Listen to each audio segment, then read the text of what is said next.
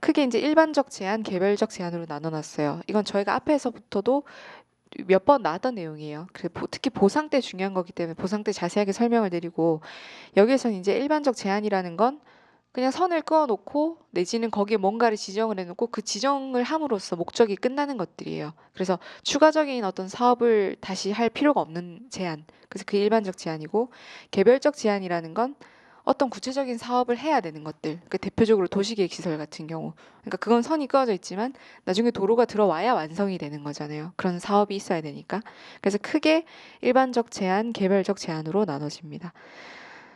그리고 여기서 이제 특히 개별적 제한의 대표적인 거로서 이제 계획시설에 저촉되는 토지 이렇게 나와 있는데, 요건 이제 그냥 이따 정도만 보고 중요한 내용인데, 이게 지금 그 문제나 아니면 전체적인 개괄이 머릿속에 안 잡혀 있는 상태에서는 이걸 읽으셔도 이게 뭔 소리야 이렇게 하실 수 있거든요. 그래서 일단은 그냥 가볍게 보고 넘어갈게요.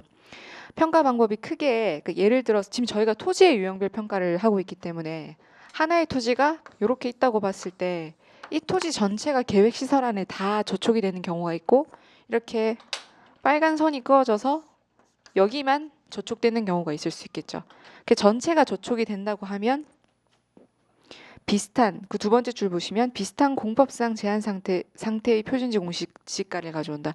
그러니까 저희가 토지를 평가할 때 가장 기본적인 방법은 공시지가 기준법이기 때문에 표준지 자체도 이게 만약에 다 저촉이라면 다 저촉돼 있는 인근의 표준지를 갖고 와서 하면 가장 정확하겠죠. 그 표준지의 그 공시지가 안에 이미 그 저촉에 따른 감가가 반영이 돼서 공시가 되거든요. 그래서 그걸 기준으로 평가를 하는데, 근데 그런 표준지가 없는 경우에는 다른 저촉되지 않은 표준지를 갖고 와서 저촉에 대한 걸 감안을 한다.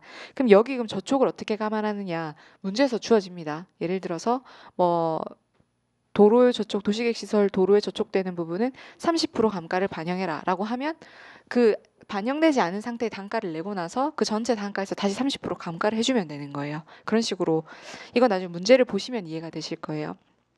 그 다음에 이렇게 일부가 저촉되는 경우, 일부가 저촉되면 구분 평가해야 돼요. 저촉되지 않은 부분 단가를 내고 나머지 저촉된 부분은 예를 들어 30%면 30% 감가를 반영을 하는데, 예를 들어서 이 저촉 부분이 이렇게 일부만 저촉이 되면은 나머지 부분을 온전히 쓸 수 있으면 온전한 단가를 내면 되지만, 예를 들어서 저촉이 이렇게 된다면 단독 부분에다 건물을 지어 올리기도 못하고 좀 단독 효용 가치가 떨어진다고 볼 수 있는 경우에는 전체 저촉된다고 보시는 거예요. 이걸 굳이 낮다고 볼 이유가 없으니까. 따로 떼서 볼 수 없으니까.